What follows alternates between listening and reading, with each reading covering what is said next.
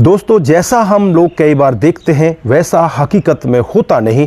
एक मामला 20 सितंबर को जमुई के सिकंदरा थाने में एक लड़का जिसका नाम मिथिलेश मांझी होता है, जो एसपी के कपड़ों में गिरफ्तार होता है। दोस्तों, कई लोग तो उसके ऊपर हंसी मजाक कर रहे थे, ठट्टा कर रहे थे कि ये लड़का नाटक का हिस्सा है, लेकिन वो लड़का वहां पर अपने आप को एसपी बताता है और एसपी बताकर उसे वहां पर पुलिस वाले भी नकली एसपी समझकर उसे गिरफ्तार कर लेते हैं। गिरफ्तार करने के बाद वहाँ से वो बेल पर छूटकर अपने घर आ जाता है। उसके बाद वो वहाँ पर अपना एक यूट्यूब चैनल भी बनाता है, क्रिएटर बन जाता है, उसके बहुत सारे फॉलोवर हो जाते हैं। पर मिथिलेश मांझी आईपीएस के नाम से यूट्यूब चैनल बनाता है, बहुत सारे यहाँ पर ये आगे अपने प्रोग्राम डालने लगता है। दोस्तों, अब जाकर यहाँ पर एक बहुत बड़ा खुलासा होता है कि जो ये लड़का इस तरह से वहाँ पर उस दिन पकड़ा जाता है, बहुत सारे लोग इसके ऊपर दया की दृष्टि से देख रहे थे कि इसको ठगा गया है।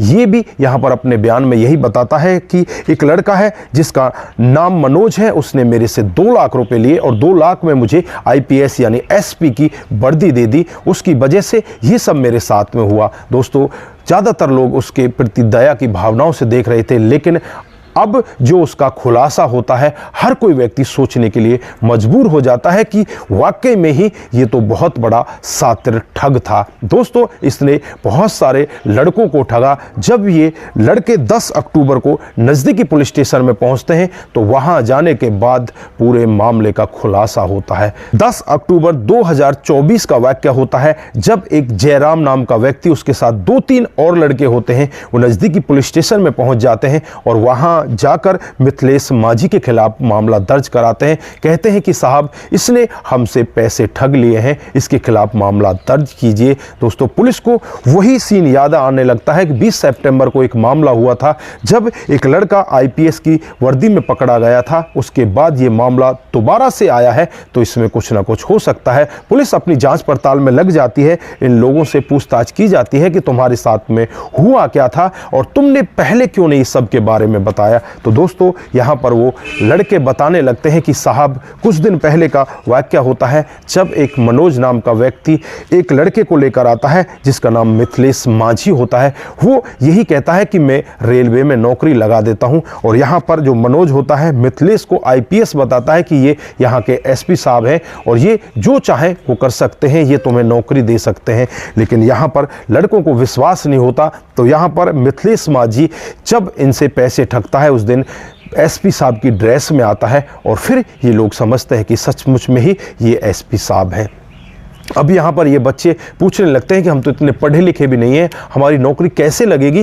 तो यहाँ पर मिथिलेश मांझी उनसे कहता है कि मैं कौन सा पढ़ा लिखा हूँ, मैं भी तो एसपी बन गया, तुम भी इसी तरह से बन जाओगे, तुम्हें टेंशन लेने की जरूरत नहीं है। जो जयराम होता है उससे 12,000 रुपये लिए जाते हैं, एक और लड़का होता है उससे 90,000 रुपये लिए जाते हैं। इसी तरह से कई लड़कों से, किसी से 20, किसी से 40, किसी से 50, ऐसे करके लगभग 2.5 से 3 लाख रुपये ये 12 लोगों से ले लेता है। तो पैसा लेने के बाद जब ये अपने घर जा रहा था तो उस दिन ये एसपी साहब की ड्रेस में होता है। 20 सितंबर का वो मामला होता है। जमुई के सिकंदरा थाने की पुलिस इसे पकड़ लेती है और वहां ले जाने के बाद इसे अरेस्ट करके थाने के अंदर बंद किया जाता है। और फिर यहां पर लोगों के कमेंट आने लगते हैं, क्योंकि ये मामला सोशल मीडिया पर वायरल हो जाता है कि इसके साथ में कुछ गलत हुआ है। और फिर पता चलता है कि इसने 2 लाख रुपए दिए हैं और 2 लाख रुपए में से ये वर्दी मिली है। लेकिन यहां पर बहुत लोगों के सवाल तो ये भी होते हैं कि इसके पास 2 लाख रुपए आए कहां से, लेकिन पुलिस यहां पर ज्यादा गौर नहीं करती और इसे बेल पर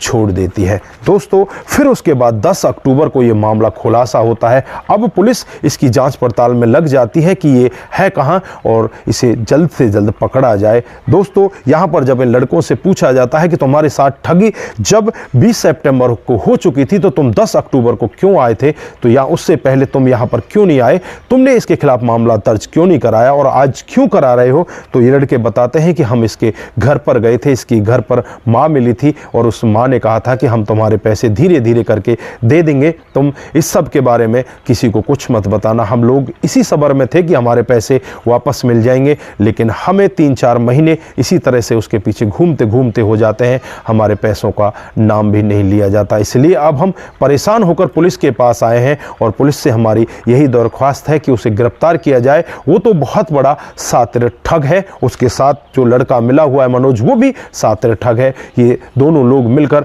हम लोगों को ठग कर चले गए। दोस्तों अब पुलिस अपनी जांच पड़ताल में लग जाती है और पुलिस दावा करती है कि जल्द ही इनको गिरफ्तार कर लिया जाएगा। तो आप लोगों ने एक ही लड़के के दो रूप देखे।